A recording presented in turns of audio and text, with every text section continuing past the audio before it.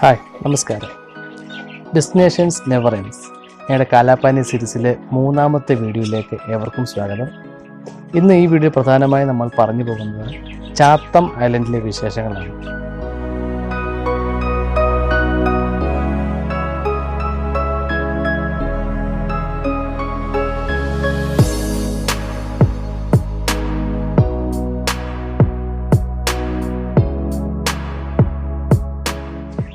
കുറേയധികം ദ്വീപുകളുള്ള ആൻഡമാനിലെ ഒരു ഐലൻഡാണ് Chatham island. ഈ പേര് വരാൻ കാര്യം ഇത് ചാത്തം എന്ന് പറഞ്ഞ ബ്രിട്ടീഷുകാരിട്ടതാവാം. ചില ബ്രിട്ടനിലുള്ള ഒരു സ്ഥലത്തിൻ്റെ പേരാണ് ഈ ചാത്തം. അല്ലാതെ മറ്റർത്ഥങ്ങളൊന്നും ഞങ്ങൾ നോക്കിയിട്ട് കണ്ടില്ല. ഇതിൻ്റെ പ്രത്യേകത എന്ന് വെച്ച് കഴിഞ്ഞാൽ ഏഷ്യയിലെ തന്നെയും ഏറ്റവും വലുതും ഏറ്റവും പഴയതുമായിട്ടുള്ളൊരു തടി മില്ലാണിത്. 2ാം ലോകമഹായുദ്ധ കാലത്ത് ജപ്പാൻ ബ്രിട്ടൻ്റെ കയ്യിൽ നിന്നും ഈ ദ്വീപ് പിടിച്ചെടുക്കാൻ വേണ്ടി ഒരു ബോംബ് ഇടുകയുണ്ടായി. ആ ബോംബിൻ്റെ വീണ പിറ്റ്, ബോംബ് പിറ്റ് എന്ന പേരിൽ അതിപ്പോഴും അവിടെയുണ്ട്. അതുപോലെ തന്നെ അതിനകത്തുള്ളൊരു അവിടുത്തെ ഫോറസ്റ്റ് ഡിപ്പാർട്ട്മെൻറ്റിൻ്റെ ഒരു നല്ലൊരു മ്യൂസിയം ഉണ്ട്. ഇവിടെ കുറച്ച് കാര്യങ്ങളൊക്കെ ഉണ്ട്. പിന്നെ ഈ വലിയ മില്ലിൽ ഇപ്പോഴും ആക്റ്റീവായി വർക്ക് ചെയ്തുകൊണ്ടിരിക്കുന്ന ഈ മില്ലിലെ വിശേഷങ്ങളാണ് ഈ വീഡിയോയിലൂടെ കാണാൻ പോകുന്നത്. അതിനുശേഷം ഞങ്ങൾ 1943 എന്ന പറഞ്ഞ പോയിന്റിലേക്കും പോയിട്ടുണ്ടാകും. അതിൻ്റെ വിശേഷങ്ങളും കൂടി കാണാം. ഓക്കെ. സെല്ലുലാർ ജയിലിൽ നിന്നും ചാത്തം ഐലൻഡിലേക്ക് 5 കിലോമീറ്റർ ദൂരം മാത്രമേ ഉള്ളൂ.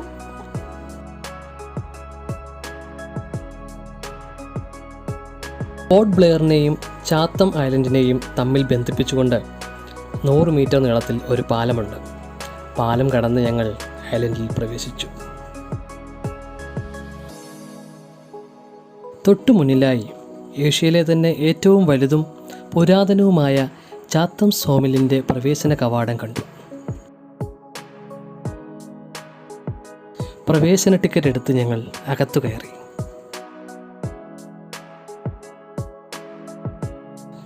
മില്ലിനുള്ളിൽ വിശാലവും ഭംഗിയേറിയതുമായ ഒരു ഫോറസ്റ്റ് മ്യൂസിയമാണ് ആദ്യം ഞങ്ങളുടെ ശ്രദ്ധയിൽപ്പെട്ടത്.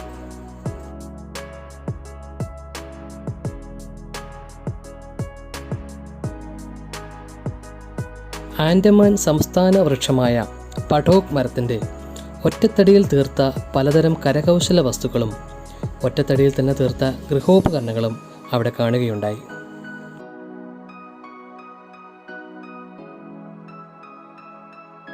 പടോക് മാത്രമല്ല, മാർബിൾ വുഡ്, സാറ്റിൻ വുഡ് തുടങ്ങിയ 24 തരം തടികളുടെ ശേഖരവും അവ കൊണ്ടുണ്ടാക്കിയ നിർമ്മിതികളും അവിടെ ഉണ്ടായിരുന്നു.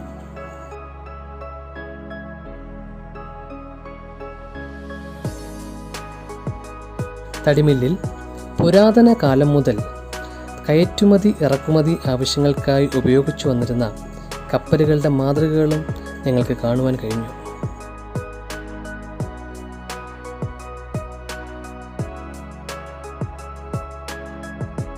രണ്ടാം ലോകമഹായുദ്ധ കാലത്തെ ജപ്പാൻ സൈന്യത്തിൻ്റെ ആക്രമണത്തിന് മുമ്പ് വരെ ലോകത്തിലെ തന്നെ ഏറ്റവും വലിയ തടിമില്ലായിരുന്നു ആൻഡമാനിലെ ഈ ചാത്തം തടിമില്ല്. ജപ്പാൻ സൈന്യത്തിൻ്റെ ആക്രമണത്തിൽ ചാത്തം ഐലൻഡും പോർട്ട് ബ്ലെയറും തമ്മിൽ ബന്ധിപ്പിക്കുന്ന തടിപ്പാലം തകർന്നു. ജപ്പാൻ്റെ ഒരു ബങ്കർ ഇന്നും അവിടെ നിലനിൽക്കുന്നു. ബോംബാക്രമണത്തിൻ്റെ അടയാളം എന്നവണ്ണം ഐലൻഡിൻ്റെ ഒരു ഭാഗത്ത് ബോംബ് വന്ന് പതിച്ച സ്ഥലം ഒരു വലിയ ഗർത്തം പോലെ ഇന്നും അവശേഷിക്കുന്നു.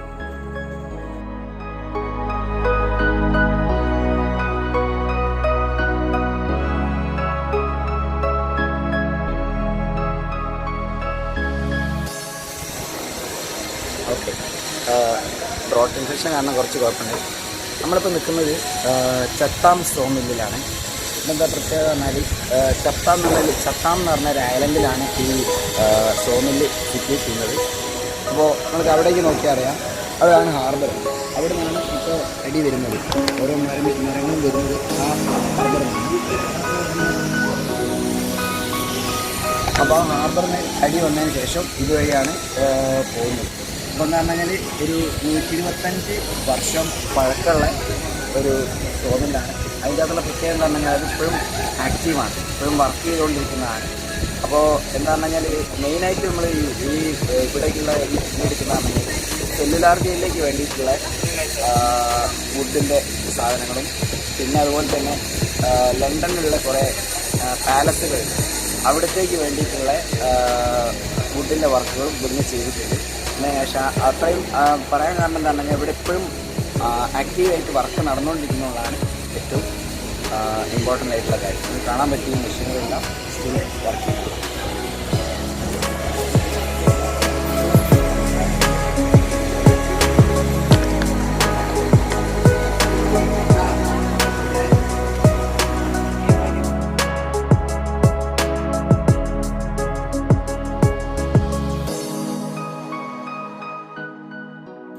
ശില്പകലയുടെ ദേവനായ പരബ്രഹ്മമൂർത്തി ശ്രീ വിശ്വകർമ്മ ദേവൻ്റെ ഒറ്റത്തടിയിൽ തീർത്ത ശില്പം ഏഷ്യയിലെ ഏറ്റവും വലിയ തടിമില്ലിൻ്റെ പ്രൗഢി വാനോളമെത്തിക്കുന്നു.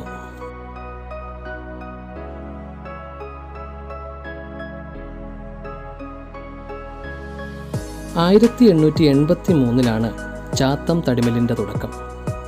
ഇതിൻ്റെ പ്രവർത്തനങ്ങൾക്കായി യന്ത്രസാമഗ്രികൾ ബ്രിട്ടനിൽ നിന്നും ഇറക്കുമതി ചെയ്ത് മില്ലിൽ സ്ഥാപിച്ചു.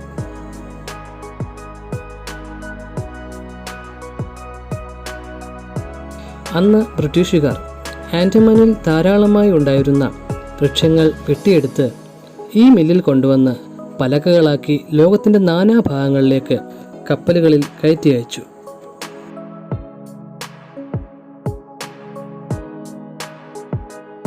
ഈ തടിമിൽ കടലുമായി വളരെ അടുത്ത് സ്ഥിതി ചെയ്തിരുന്നത് കൊണ്ട് തന്നെ ബ്രിട്ടീഷുകാർക്ക് മരത്തിൻ്റെ കയറ്റുമതി സുഗമമായി നടത്തുവാൻ കഴിഞ്ഞു. 19-ാം നൂറ്റാണ്ടിൻ്റെ തുടക്കത്തിൽ ലോകത്തിൻ്റെ പല ഭാഗങ്ങളിലും ആൻഡമാനിലെ തടികളാണ് ഉപയോഗിച്ചു പോന്നിരുന്നത്. വർഷത്തിൽ 15,000 മുതൽ 20,000 വരെ വൃക്ഷങ്ങളാണ് മുറിച്ചു മാറ്റിക്കൊണ്ടിരുന്നത്. ഏകദേശം 800ഓളം പേർ ഈ മില്ലിൽ ജോലി ചെയ്തിരുന്നു.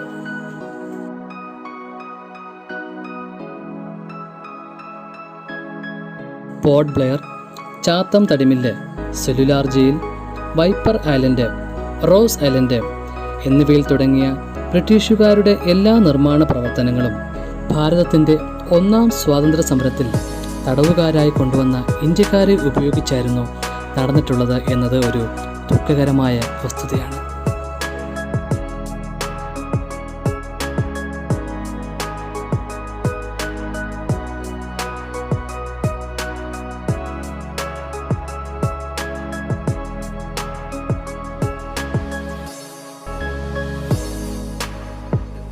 നമ്മൾ ആൻഡമാനിലെത്തിയിട്ട് ഇവിടുത്തെ പോസ്റ്റ് ഓഫീസിൽ നിന്ന് ഒരു ലെറ്റർ വീട്ടിലേക്ക് നമ്മുടെ പേരിലാണ് ബാക്കിൽ പോസ്റ്റ് ചെയ്ത്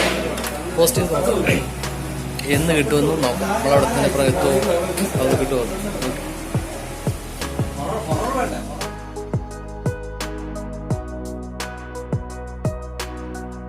ചാത്തം ഐലൻഡിലെ ഇത്തരം കൗതുകം നിറഞ്ഞ കാഴ്ചകൾക്ക് ശേഷം ഞങ്ങൾ പോർട്ട് ബ്ലെയറിലേക്ക് ഉച്ചഭക്ഷണത്തിനായി തിരിച്ചുപോയി.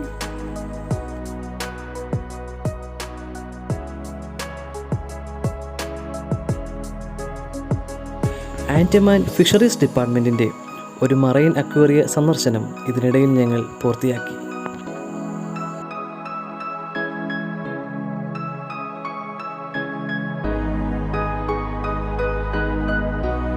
ഉച്ചയ്ക്ക് ശേഷം ഞങ്ങൾ പോയത് ചരിത്രത്താളുകളിൽ വളരെയേറെ പ്രാധാന്യമറിയിക്കുന്ന മറ്റൊരു സ്ഥലത്തേക്കായിരുന്നു.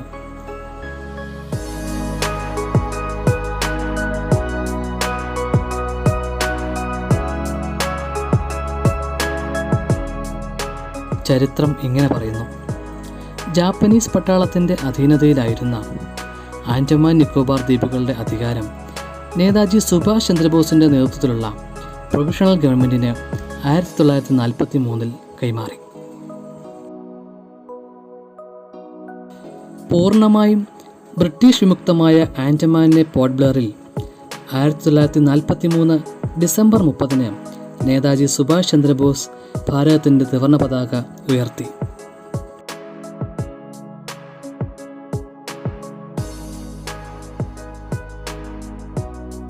ഭാരതം സ്വതന്ത്രമാകുന്നതിന് മുമ്പ് തന്നെ സ്വാതന്ത്ര്യം ലഭിച്ച ഏക പ്രദേശമായിരുന്നു ആൻഡമാൻ നിക്കോബാർ ഐലൻഡുകൾ.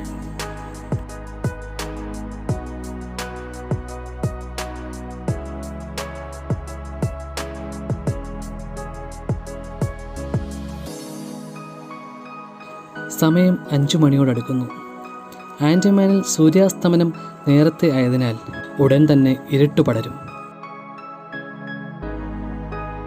അടുത്തുള്ള കോർബിൻസ്കോവ് ബീച്ചിലും കൂടി പോയി അല്പനേരം ചിലവഴിച്ചതിന് ശേഷം പോർട്ട് ബ്ലെയറിലെ ഞങ്ങളുടെ താമസ സ്ഥലത്തേക്ക് ഞങ്ങൾ തിരിച്ചുപോയി.